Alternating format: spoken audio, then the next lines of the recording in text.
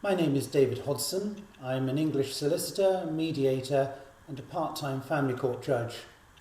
I'm speaking on the European Union Maintenance Regulation, an overview, what it will mean in practice for lawyers and judges, what it will mean in practice for the parties having to use it, and some of the implications in the longer term. I want to give an overview. It's a very complicated piece of legislation.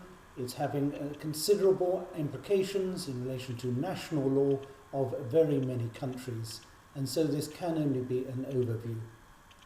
Starting with the history, originally there was Brussels I, as it was known, the judgment regulation from 1968, came into force in 2000 as a regulation, but it related to all civil litigation, including family law judgments respect of maintenance. And there was a perception, quite rightly in the opinion of many of us from Europe, that we needed our own family law legislation. So it was that the maintenance regulation was prepared and was drafted. However, it had a very troubled history. It took some time to be implemented. One of the primary reasons was that the European Union in Brussels used the opportunity of the maintenance regulation to try to impose applicable law on all European Union countries, even those countries such as the United Kingdom and others who had stoically never engaged in applicable law and always, as part of culture and history, applied their own local law.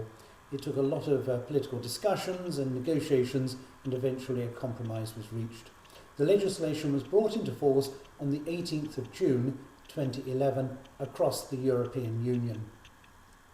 It's important at the very beginning to say what are the intentions, what are the purposes, what are the objectives.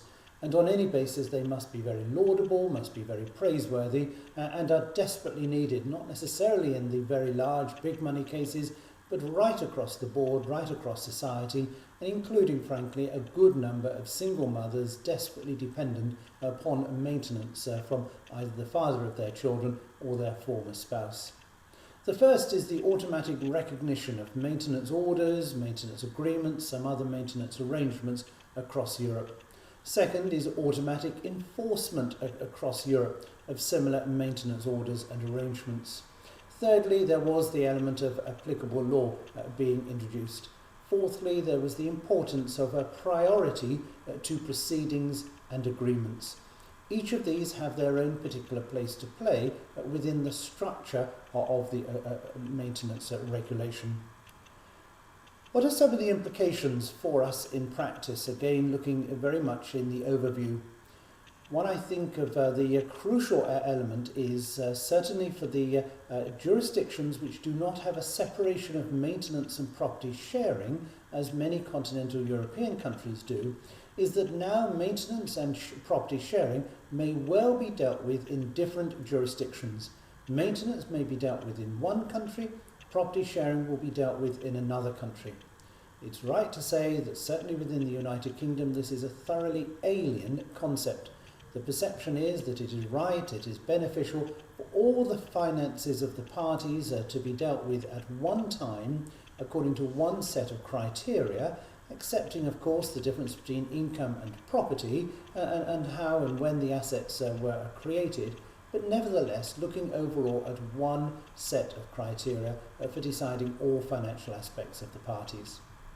Increasingly now, as a consequence of the maintenance regulation coming into force, that will not be the case. There will now, across Europe, although interestingly enough, not across most of the rest of the world, across Europe, the European Union, there will be a greater distinguishing between maintenance and property sharing.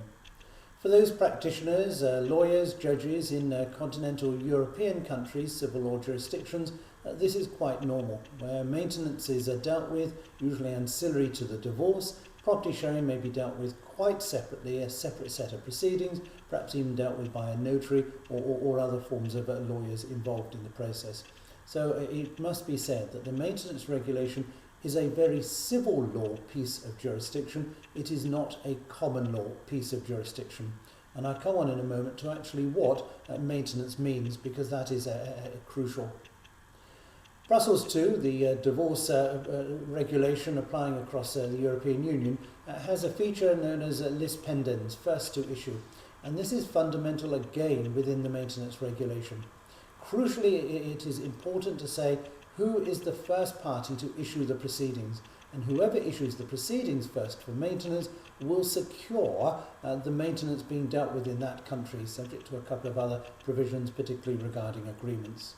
And therefore the Brussels II impact of issuing the divorce petition first in time is ameliorated, mitigated, is less strong now as a consequence of the maintenance regulation. Why?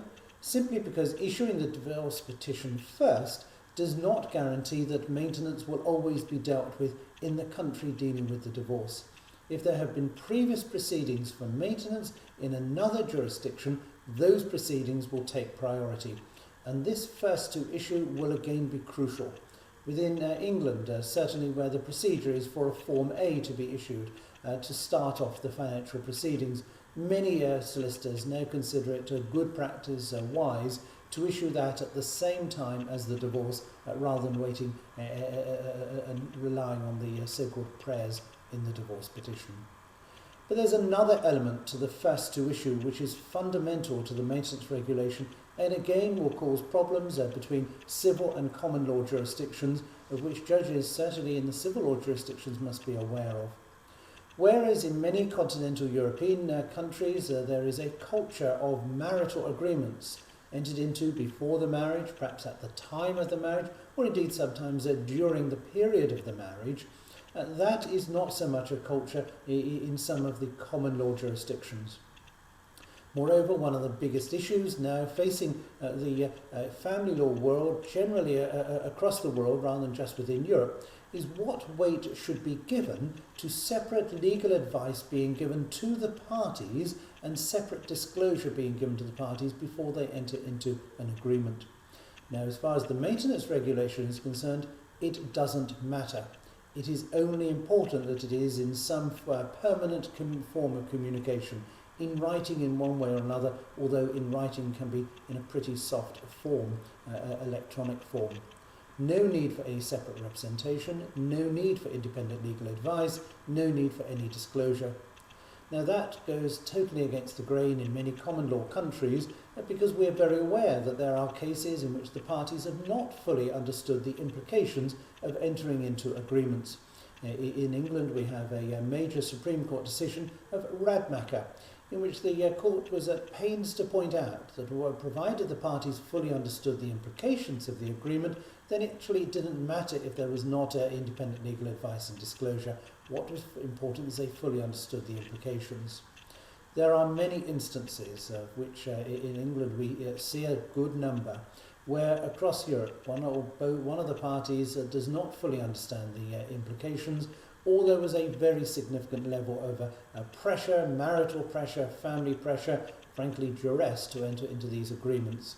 And so whilst the maintenance regulation comes in and gives priority in jurisdiction to any agreement the parties may have reached about jurisdiction, there is a real anxiety within England, within the United Kingdom, about these agreements, because they may well be entered into very, very many years earlier. The circumstances may have changed dramatically, and the parties may not have a very good understanding of actually what was intended.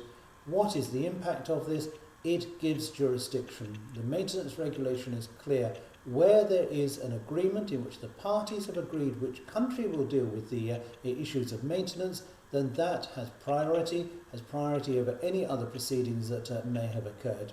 And this can be at the time of the marriage, or indeed it can be at the time of the separation or at the breakup. So yet again, like Brussels II, some clear priority in issuing to secure the proceedings for maintenance in one particular country, and so that they do not actually occur in another country. The maintenance regulation sets out jurisdiction fairly clearly. Habitual residence of the creditor, of the defendant, if there are issues regarding status, primarily divorce, issues regarding parental responsibility. There is a wide jurisdictional basis for the maintenance regulation. Yet again, there is no hierarchy, there is no priority, so any of these can apply. And practitioners and judges will need to look at the jurisdictional elements fairly clearly. The first to issue also arises in another element, whilst it is mandatory to stop proceedings and allow them to go ahead in the country which has first to receive the maintenance proceedings or wherever there may be agreement, there's an adjunct to it. It is what's called related actions. And this appeared in Brussels 1, the judgment regulation, and actually now appears again in the maintenance regulation. And effectively it says that where there are proceedings in another country which are related closely to the maintenance issue, the court has a jurisdiction, a discretionary jurisdiction, to transfer the related proceedings to the country dealing with maintenance. It must be pointed out there's no power to transfer the maintenance to a country which is more closely connected. And this lack of a power to transfer to a more closely connected country is a source of much criticism. We have it in the Brussels II revised in relation to children proceedings. We don't have it in Brussels II revised regarding divorce proceedings, and we do not have it in the maintenance regulation. What we have, however, is related actions, and that will almost certainly be in the category of property sharing. So one country is dealing with maintenance matters and another country is dealing with property sharing. And the country dealing with property sharing has a discretionary power to transfer the proceedings to the country dealing with the maintenance proceedings.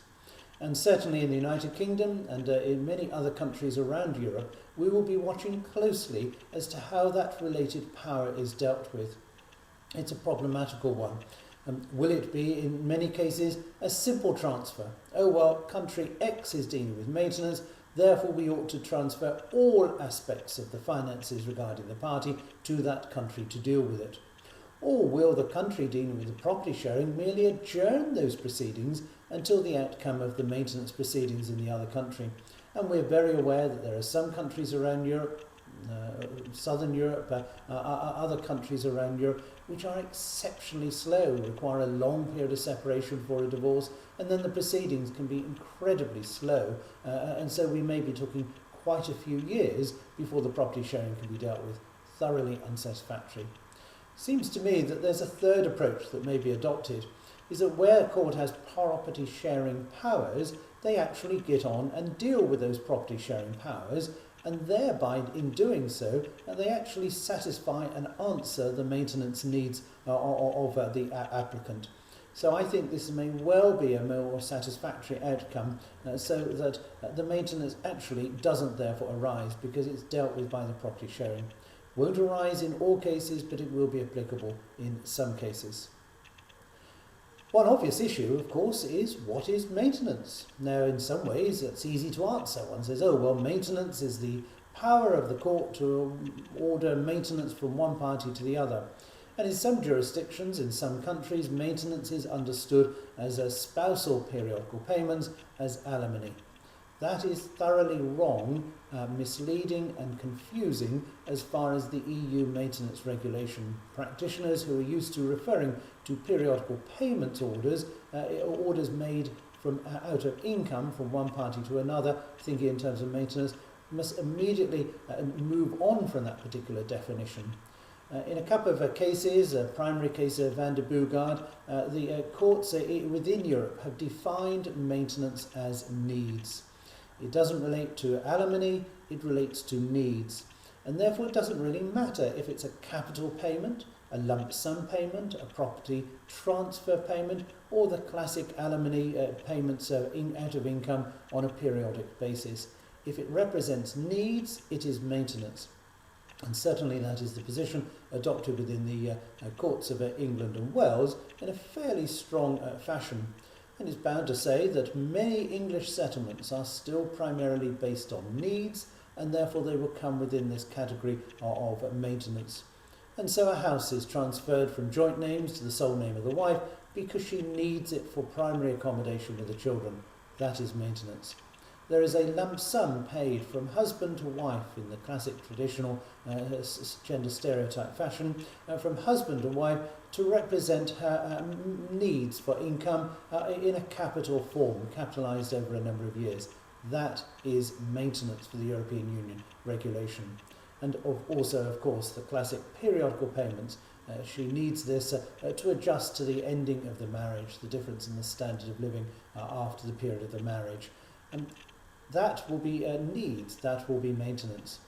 I'm bound to say, however, that there are very many countries across continental Europe which are less generous, shall we say, in what they will grant by way of maintenance needs provision. Some cases it will be fairly minor. Some countries have relatively meagre alimony payments after divorce. Some will have fixed term for a period of years and then fairly minor. So the European Union maintenance regulation does not in any way stop forum shopping. Indeed, it increases its importance. It's even more important now to issue the proceedings in the country where one is going to get the needs of the greatest amount to the applicant. The maintenance regulation has increased the likelihood, not decreased the likelihood, of forum shopping. Another element arises is applicable law, and how does this have an impact on recognition of orders and enforcement of orders? There was a political compromise at the time in which the maintenance regulation was being negotiated, and there are now two procedures effectively in force. For those countries adopting applicable law, which by and large is all countries in the European Union have opted into this, save for the UK and Denmark, they have a smooth run through automatic recognition and automatic enforcement. There is no intervening registration period. However, for those orders coming out of the non-applicable law jurisdictions, in this case United Kingdom and Denmark, there is a system of registration applicable in whatever country it's being enforced to actually do so. By and large, this is not onerous. It's a political compromise. It was the only way in which it would have been able to have got through the European Union, and I think it's better to have it in that way than not to do so. However, it's always important to say, where is this order coming from? Is it an applicable law jurisdiction under the Hague Protocol on applicable law, or is it coming from one of the local law jurisdictions, the lex profori jurisdictions that apply their own law? Procedure. The procedure in different countries will be very different. Local advice should always be taken. If a lawyer is enforcing a maintenance provision in one country, they will need to take advice from a lawyer in that country as to how it should be undertaken. Certainly as far as England is concerned, there has been the most massive change in the procedure in many elements of the jurisdiction of national law for many aspects. So the procedure is relatively complicated, inevitably so because of the nature of this particular maintenance regulation. Local advice must always be taken from local lawyers. And where are we going longer term as far as the future is concerned? The European Union has proposed a marital property regimes regulation. It may be very good, but it comes into exactly the same problems that the maintenance regulation. Issues of applicable law there, and for the further problem that there are some countries across Europe, and again one's looking at the civil law, common law divide, that actually don't have marital property regimes. How does one apply a marital property regime regulation onto jurisdictions which actually don't have any such regimes? It is fraught with difficulties. At the moment it is in suspension, but undoubtedly the European Union will be coming back to it. What it will undoubtedly do is enforce the differential between maintenance and property sharing across Europe. And many, certainly in common law jurisdictions, are saying, do we want that? There is a lot of resistance to it. What is also happening is work from The Hague, and this is much more encouraging to many of us because The Hague is worldwide rather than just within Europe, and The Hague is trying to introduce further work in respect of maintenance, enforcement of maintenance around the world. It may be based in part on the maintenance regulation model, and that must also be to the good. It is to be hoped that some progress will be made on that towards the end of 2012. And so in conclusion, a major piece of legislation affecting all citizens across the European Union involved in any family proceedings of this nature. It must be good in as far as it's helping many desperately needed recipients, are often women, are often single mothers, needing child support, because child support agency payments are included in this as much as any court orders are included. Needing support for child support, needing support for their own sake to survive post-relationship breakdown. Very important. However, what a pity it is the European Union has made it such a complex piece of legislation that although it is desperately needed by those at the lower end of society, the costs, the litigation and the uncertainty will make it much harder for them to obtain the justice that they actually need. We need to do a better way to help those most needy of maintenance and other provision around Europe. Thank you very much indeed.